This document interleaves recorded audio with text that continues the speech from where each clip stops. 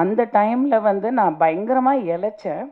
And I wanted to come back in films. எங்கள் அப்பாவோட Sunday எல்லாம் நடந்தது. அப்போ தான் நான் ஃபேமஸ் ஆனேன். நான் வந்து டைரக்டர் பி வாசு கிட்ட வந்து அசிஸ்டண்ட்டாக ஒர்க் பண்ண ஒரு ஆள். ஸோ ஒரு 10 படம் நான் வந்து ஒர்க் பண்ணியிருக்கேன் அவரோட. இந்த படத்தில் வந்து நான் ஃபேஸ் பண்ணது ஒரு டைரக்டராக, ஜோவிகா தான் ப்ரொடியூசர். ஸோ உங்களுக்கு புரியுதான்னு தெரில. இந்த படம் பொறுத்த வரைக்கும் சாரோட, நான் ஏ வெங்கடேஷ் சாரோட, நிறைய பேருக்கு தெரியாத விஷயம், நான் ஃபஸ்ட்டு ஒரு கம்பேக் பண்ணோம், நடிக்க வரணும்னு சொல்லிட்டு இப்போது நான் ரீசெண்டாக பிக் பாஸ்க்கு வந்து அதுக்கப்புறம் வர்றது மட்டும்தான் எல்லாருக்கும் தெரியும். ஆனால் ஆக்சுவலி ஒரு 10 வருஷத்துக்கு முன்னாடி நான் ஃபஸ்ட்டு வந்து என்னோட பாப்பா ஜெயனிதா பிறந்ததுக்கு அப்புறம் எங்கள் அப்பாவோட சண்டே எல்லாம் நடந்தது. அப்போ தான் நான் ஃபேமஸ் ஆனேன் மீடியாவில் திரும்பி. அந்த டைமில் வந்து நான் பயங்கரமாக இளைச்சேன். And I wanted to come back in films. I thought why not அப்படின்னு சொல்லிட்டு ஒரு ஒரு ஐடியா இருந்தது. அப்போ வந்து ஏ வெங்கடேஷ் சார் தான் ஆக்சுவலி ஃபஸ்ட்டு வாய்ப்பு எனக்கு கொடுத்தாரு. சும்மா நச்சுன்னு இருக்குது, பிரிட்டோ சாரோட தயாரிப்பில் வந்து சும்மா நச்சுன்னு இருக்குன்ற படம், நகுலோட அந்த ஒரு படம் நான் பண்ணிவிட்டு again I just I took a back seat. I think that was அந்த நேரம் என்னோட டைம் இல்லை. I didn't want to continue. But சாரோட நான் ஃபஸ்ட் டைம் ஒர்க் பண்ணேன். Seriously I'm telling you, I has been like, நான் சொல்கிறது வந்து 2010-11 நினைக்கிறேன். அந்த டைம்லேருந்து சார் வந்து நான் வந்து டைரக்டர் பி வாசு கிட்ட வந்து அசிஸ்டண்ட்டாக ஒர்க் பண்ண ஒரு ஆள். ஸோ ஒரு 10 படம் நான் வந்து ஒர்க் பண்ணியிருக்கேன் அவரோட. ஸோ அவரோட ஸ்பீடு, அவரோட அந்த தாட் ப்ராசஸ், அவரோட அந்த போல்டான ஒரு டெசிஷன்ஸ், அவரோட பெர்ஃபார்மன்ஸு, நான்லாம் வந்து ஒரு ரசிகையாக பார்த்துருக்கேன் டைரக்டரை. என்னோட குரு, அவரை பார்த்து நான் வளர்ந்துருக்கேன், ஒரு ஆர்டிஸ்ட்டாக வளர்ந்துருக்கேன். இன்றைக்கி எனக்கு பெர்ஃபார்ம் பண்ண முடியுது அப்படின்னா ஐ திங்க் டெஃபினெட்லி ஒரு டைரக்டர் லைக் பி வாசு கிட்ட ஒர்க் பண்ணது மட்டும்தான்.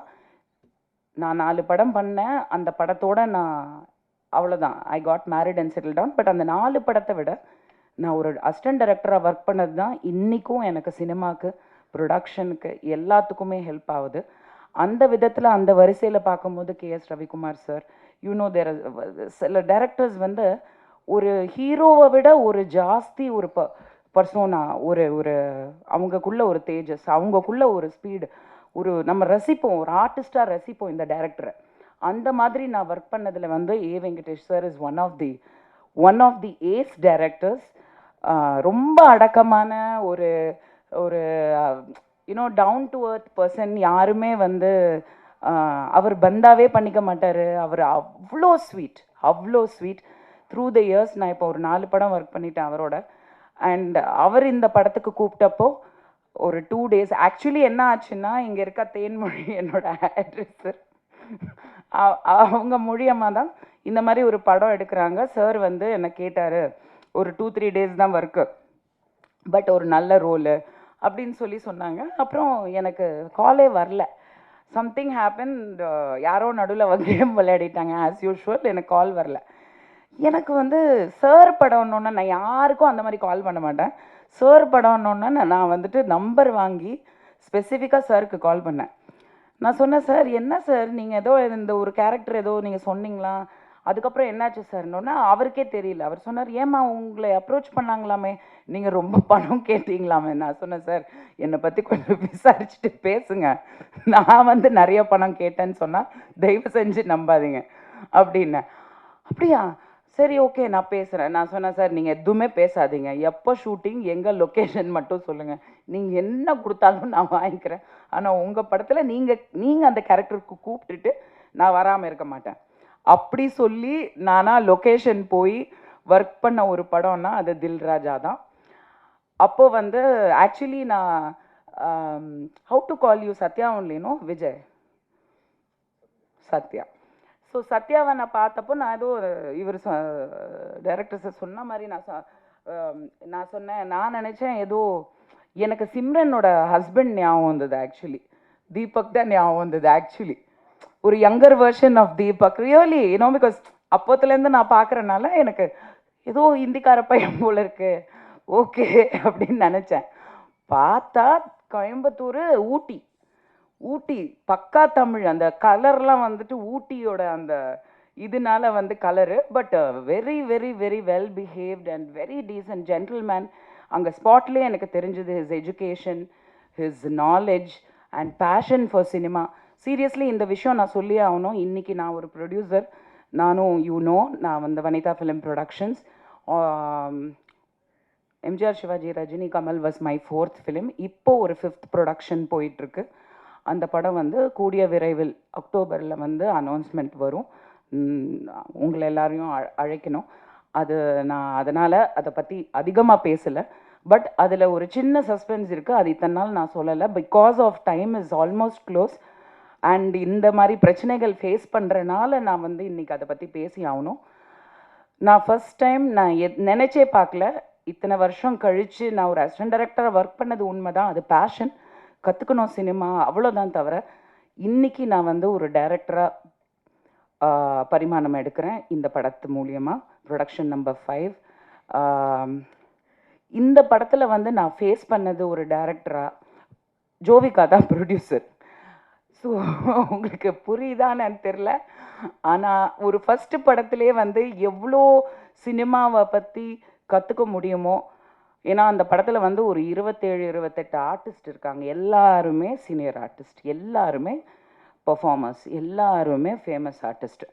இத்தனை பேரை வச்சு நாங்கள் தாய்லாண்டில் ஒரு 70% கம்ப்ளீட் பண்ணி, இங்கே வந்து ஒரு 30% கம்ப்ளீட் பண்ணி இப்போ போஸ்ட் ப்ரொடக்ஷன் போயிட்டுருக்கு. வித் காட்ஸ் கிரேஸ் படம் முடிஞ்சது. ஆனால் ஒரு ஹீரோவோட சப்போர்ட் வந்து இந்த அளவுக்கு இருக்கணுங்க.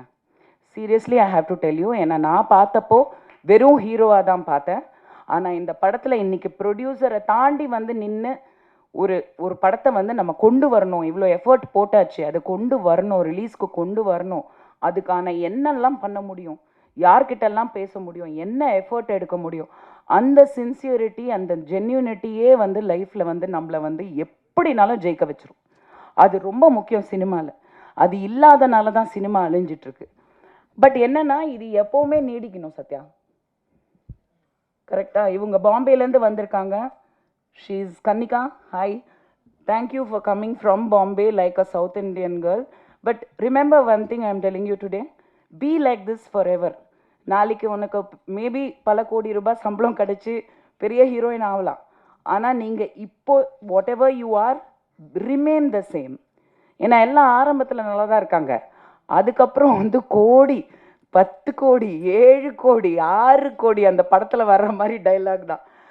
ஸோ அந்த விதத்தில் வந்து I wish Sathya all the best. I think he is performed very well and he looks like நிஜமாக வந்து ஒரு பெரிய கமர்ஷியல் ஹீரோக்கான ஒரு லுக் கண்டிப்பாக இருக்குது. தமிழ் பையங்க சப்போர்ட் பண்ணுங்க. ஹிந்திக்கார பையன் கிடையாது. ஹிந்தி தெரியாது போடா சொல்லு அந்த மாதிரி. And I thank A Venkatesh sir and Amrish and K Rajan sir. நான் சொன்ன மாதிரி இந்த படத்தில் ஹீரோயின் வரல, லேடி ஆர்டிஸ்ட் வரலன்னா ஃபர்ஸ்ட் இவர் வந்துடுவார். சார் சப்ஸ்டிடியூட் நீங்கள் தான் சார், வேறு என்ன சார், யார் சார் அட்ராக்ட் பண்ணுறது ஆடியன்ஸையும் ப்ரெஸ்ஸையும்? ஃபஸ்ட்டு நீங்கள், நெக்ஸ்ட்டு நான் ஒரு கொசுறு மாதிரி உங்கள் கூட வருவேன். நடித்தேனோ இல்லையோ நான் அங்கே இருப்பேன். ஸோ அந்த விதத்தில் நான் எப்போவுமே சொல்லுவேன், ஆடியோ ரிலீஸ் மேட்ஸ் நாங்கள் எல்லாமே எப்போவுமே ஆடியோ ரிலீஸில் மட்டும்தான் சந்திப்போம். இது ஒரு க்யூட்டான ஒரு ஸ்டோரியாக இருக்குது ஆக்சுவலி, ஒரு நல்ல line. Anyway I wish all the best. September 27th PVR Inox Pictures. It was actually something very intriguing. ஏன்னா PVRங்கிறது it is a very big brand, Inox. In fact, I think most of the theaters today is PVR Inox. எல்லாத்துலேயுமே அவங்க வந்து they have taken over. So அவ்வளோ பெரிய brand வந்து இந்த படத்தை release பண்ணதுன்னா, நான் படம் பார்க்கல பட் டப்பிங் பண்ணேன். So I seen the gist of the film and நாங்கள் ஒர்க் பண்ணும் போது கிளைமேக்ஸ்லாம் நடந்தது.